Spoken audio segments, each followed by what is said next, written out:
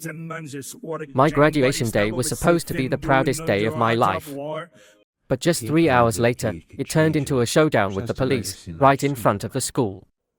Everyone was cheering, taking pictures, while I was being handcuffed, because $2,100 had mysteriously disappeared. The police asked if I had stolen the money. My mom screamed that I was the traitor. No one understood what was really happening. Only I knew the truth was far more terrifying. And it all started with a single text message. Don't take your eyes off this video, the real story is just beginning. Subscribe now so you won't miss what happens next. My name is Ryan. I just graduated from college after 4 years of living like a robot, studying, working, and sleeping barely 3 hours a night. No parties. No close friends. Just one goal, to get out of that house. My mom is what people call a strong woman. But to me, she was more like a ticking bomb. No one ever knew when she would explode. One day she could be smiling, cooking dinner for me. The next, she'd be screaming in my face because I put a cup in the wrong place. I grew up terrified of making her sad. My dad disappeared when I was 8. She said he was a coward.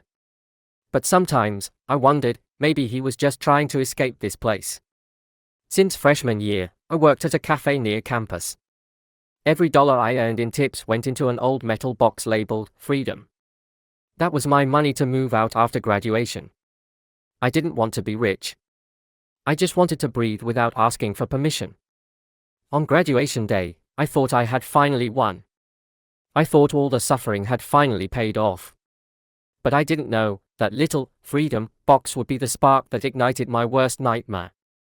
And the first person to light the fuse was my mother.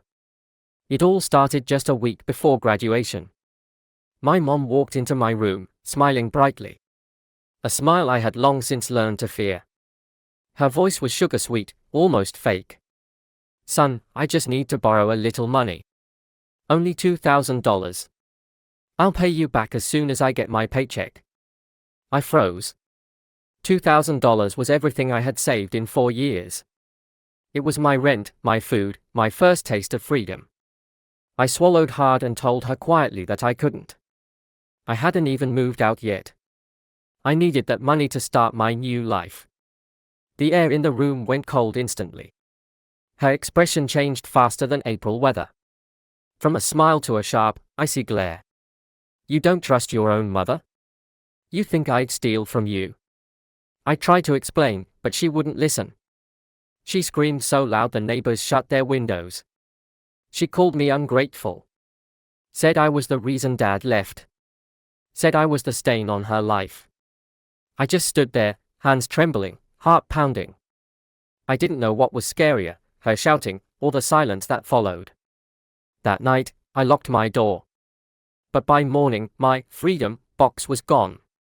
And my mom acted like nothing had happened. The only thing she said sent a chill down my spine. "You need to learn to trust family, Ryan. Before strangers make you pay for it." Graduation day finally came.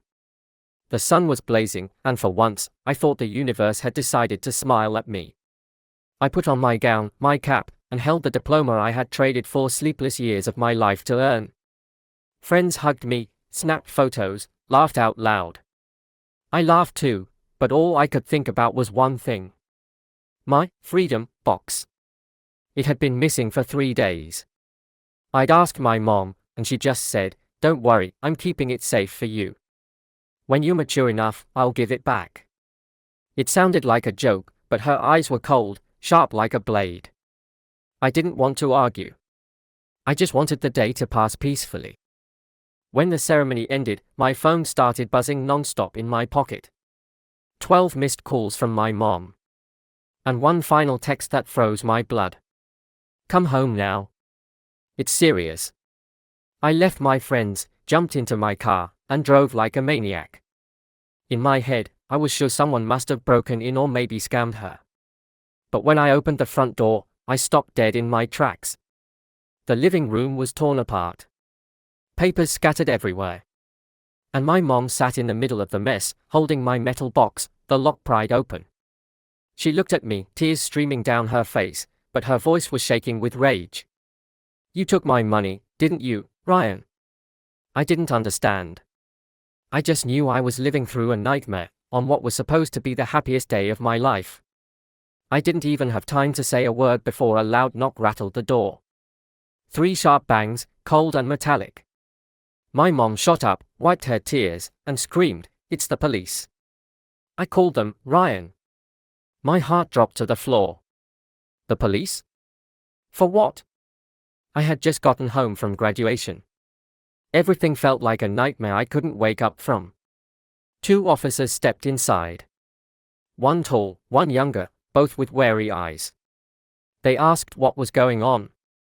My mom rushed forward, pointing at me, her voice trembling, dramatic, almost theatrical. "He stole all my savings. $2,100. I have proof." I froze. I tried to explain, said it was my money, the money I worked for, the money I kept in that box. But no one believed me. My mom's voice shook, her tears looked real, and I looked like a liar. One of the officers asked me to unlock my phone. My hands were shaking as I showed them my paycheck deposits. He looked through, silent for a few seconds, then turned to my mom. "These transactions aren't from your account." The air went still. My mom started crying again, saying my friends had poisoned my mind, that I wasn't her son anymore. The officers told us both to calm down. But I couldn't. Because right in that moment, I realized the only person I needed to protect was myself. I thought everything would end once the police saw my bank statements. But I was wrong. So wrong. One of the officers suddenly turned to my mom and asked quietly, "Do you know which bank this account is linked to?" She went silent. Then out of nowhere, she burst into tears.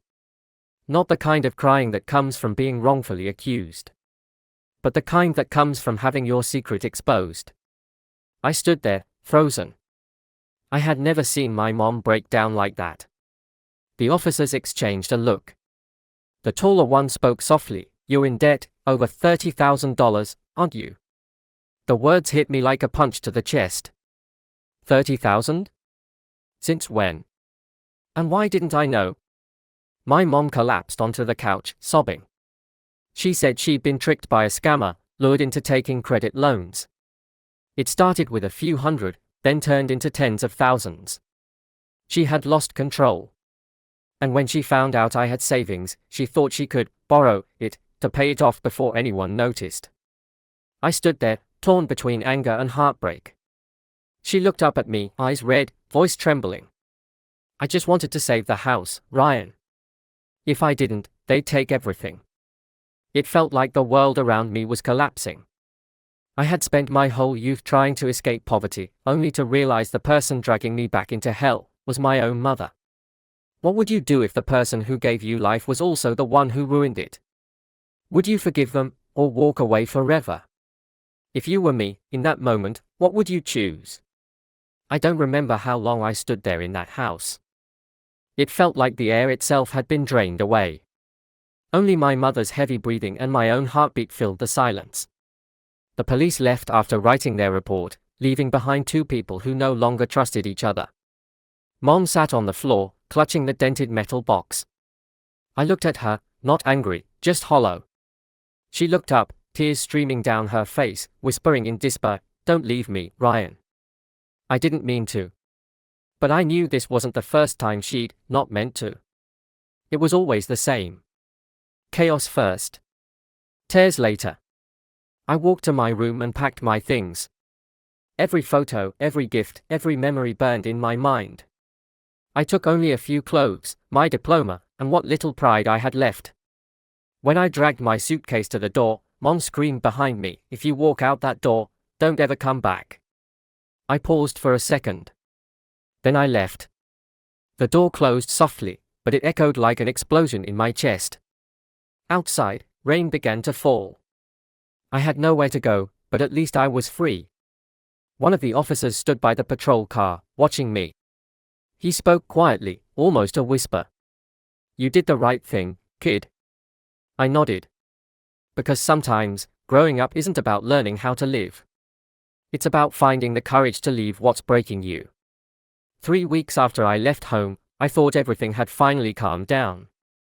I rented a tiny room near work. Made coffee in the mornings, watched old movies at night. No yelling. No banging on doors. I thought I was free. Until the phone rang in the middle of the night. It was my mom. Her name on the screen made my hands tremble. Part of me wanted to ignore it. But the other part still couldn't. Her voice was rough, like she'd been crying. "Ryan. I'm sorry. But you have to help me. They froze my bank account." I stayed silent. She continued, her tone more desperate.